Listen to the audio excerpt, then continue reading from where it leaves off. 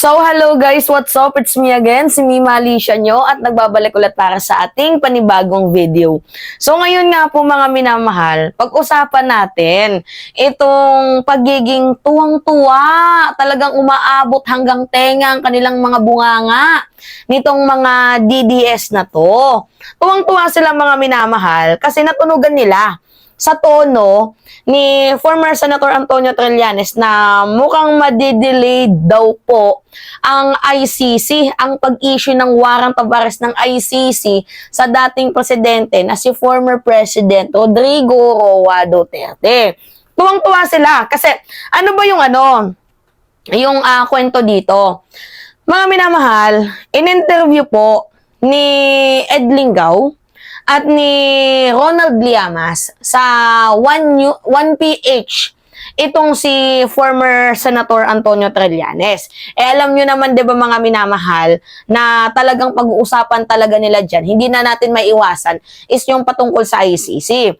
Lalo pat kitang-kita naman na merong admittance itong si former President Duterte na siya yung nag-utos sa mga kapulisan na patayin yung mga adik. Tinuruan ng mga kapulisan kasi galing mismo sa bibig ni Duterte na udyukin nyo yung mga adik na yan na manlaban. Para pag nanlaban, patayin ninyo, tapos na yung problema ni former President Duterte dahil ayaw niya nga daw pong magpakain ng mga kriminal. Dapat sa mga yan ay pinapatay na daw po. So ngayon, ang nangyari kasi, di ba, pinadala ni former Senator Antonio Trillanes yung transcript ng hearing. Yung mga sinabi, lahat-lahat, pinadala po ni former Senator Antonio Trillanes doon sa ICC. Kaya nga si Digong, di ba, galit na galit. Tinawag niyang bakla si Trillanes, tinawag niyang ang bibig parang ano daw ng babae, wala daw medal, kung siya daw na yung naging presidente nung nagkodita itong si former President Duterte, patay na daw yung si Trillanes. Basta ang dami niyang sinabi mga minamahal kay former Senator Antonio Trillanes na hindi naman yan nagko-comment kay Trillanes noon, 'di ba? Kahit anong tirada ni Trillanes, hindi na yan nagko-comment kasi ayaw niya nang pansinin. Ngayon, na-triggered ata itong si Digong sa ginawang pagkilos ni former Senator Antonio Trillanes. Kaya ayun, ang dami nang sinasabi. But anyway, going back sa ating topic, bakit sila natuwa? Mga minamahal, itong mga DDS. Kasi according sa interview, mga minamahal, ni former Senator Antonio Trillanes dito sa 1PH, ang sabi niya mga minamahal, wala naman siya sinasabing madidelay ha, wala siyang sinasabing madidelay. To be exact, ang sabi ni former Senator Antonio Trillanes is nagbago ng standard ang International Criminal Court. Kumbaga, mas tinaasan nila ang kanilang standard. Mamaya, baka iisipin ninyo na hindi na makukulong si Duterte. Wag kayong mag-isip ng gano'n, mga minamahal. Meron pa din naman kahit papaanong maganda sa sinabi ni Trillanes. Yun nga lang, nalulungkot din naman ako kahit papaano. Kasi, parang ang tagal nga ng ICC, di ba? Sabi nga ni Nery Colmenares, baka at the end of the year, lumabas na yung ICC warrant. Kaya nga lang, sa napanood ko sa interview ni Trillanes, kung pagbabasihan natin, medyo mukhang madidelayed. Pero, hindi dapat matuwa dito, mga minamahal, ang mga DDS. Kasi ganito yung pagkakasabi ni former Senator Antonio Trillanes. Ang hinahanap ng ICC, hindi lamang daw po probable cause. Kasi pag probable cause, madami tayong maibibigay. Given na yan. Ang hinahanap, mga minamahal, ng International Criminal Court is yung certainty of conviction. Yun yung ebidensyang hinahanap nila. Kumbaga, marami na tayong ebidensya, di ba? Gusto nila ipunin natin lahat ng yun. Kasi kung probable cause lang, madami tayong maisasubmit. Pero ang pangit kasi, kunyari may probable cause lang, tapos hindi naman pala makitaan ng pagkakakulong, edi wala din, sayang yung effort. Tinaasan ng International Criminal Court, mga minamahal, yung kanilang standard. To the point na ang hinahanap nila is yung certainty of conviction. So ano ba yung gustong iparating ni former Senator Antonio Trillanes dito, mga minamahal? Wala siyang sinasabi na hindi na makukulong si Digong. Pero kung ang hinahanap ng ICC is yung certainty of conviction, baka maabutan pa tayo next year. Yun lang yung bad news. Pero Ang gusto, mga minamahal, sa madaling sabi ni Trillanes is yung sarado. Alam niyo yung sarado? Airtight.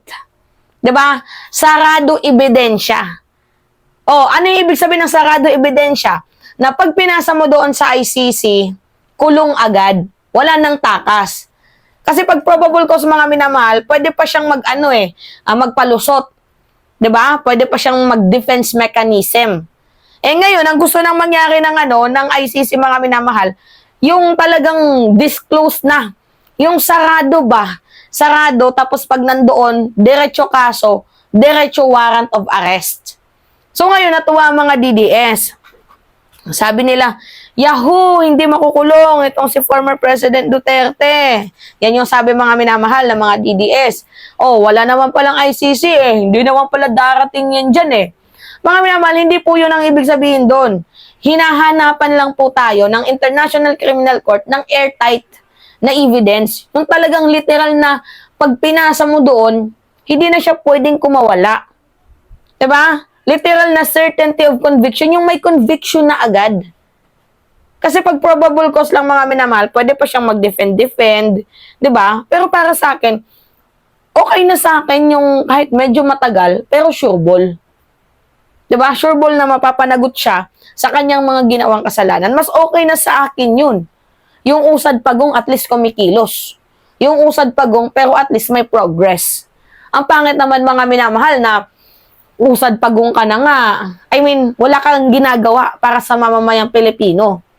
Diba? Yung usad pagong ka na nga, tapos wala pang kasiguraduhan. Ang gusto, mga minamahal, ng International Criminal Court is airtight. Yung evidence. Hindi lang po probable cause. Yun po yung gustong mangyari ngayon ng International Criminal Court.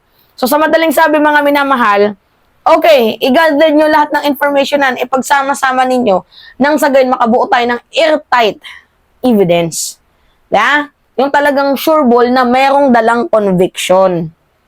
Kasi nagbago, mga minamahal, ng standard ang International Criminal Court nila when it comes sa kanilang polisiya.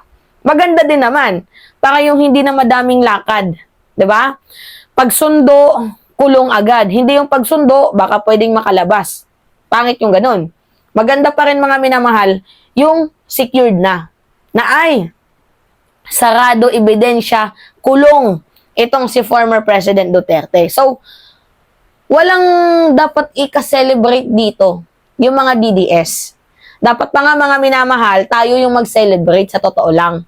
Kasi tayo, winarningan tayo ng ICC kasi pag probable cause lang, baka pwede mag-defend si Duterte. Ang gusto, mga minamahal, mangyari, yung sarado ebidensya. Para hindi lang probable cause, yung mayroong literal na conviction. So natutuwa sila kasi parang madidelayed daw. Hindi yun. Hindi yun ibig sabihin madidelayed. Walang nang huli. Hindi. Madidelayed, posible. Kung pagbabasihan natin yung sinabi ni former Senator Antonio Trillanes. Pero, mukhang tactical lang din to. Da? Pwedeng tactical lang din ito ni former Senator Antonio Trillanes na pinapalabas niya na mukhang madidelayed kasi kailangan natin ng certainty of conviction. Hindi lang pala probable cause. Eh malay natin, baka hawak na nila yung certainty of conviction. Nandoon na pala. Pinipilit lang talaga nilang ipamuka na hindi mahuhuli si Digong para nang sa gayon, hindi makapag-prepared yung matanda na tumakas sa bansang Pilipinas. Diba? Pwedeng ganun. Mautak yan si Trillanes. PMA yan. Alam natin, mga minamahal, na matalino itong si Trillanes. Pwedeng nilalaro niya lang si Digong. Kagaya ng paglalaro ni Digong doon sa Senate hearing. Daming inamin eh. Pwedeng ganun. Nakukuha niyo ba yung punto ko, mga minamahal? Pwedeng sabihin niya na kailangan ng certainty of conviction, pero wala naman siya sinabing baka abutan ng next year. Pero ang tunog kasi, mga minamahal, mukhang matatagalan. Pero we do not know kung ano yung next move. Hindi natin alam kasi pwede nating sabihin na political game plan lang din to ni former Senator Antonio Trillanes para hindi nakabahan yung mga Duterte. Parang yung magugulat na lang sila, nasa likod na nila yung ICC. Parang ganun, magugulat na lang sila na oh, ba't may mga tao dito huli sa akin? Yung mga ganon. Kapag okay na yung alon, saka titirada. Diba? Lumanay lang muna yung alon, saka doon titirada. Alright?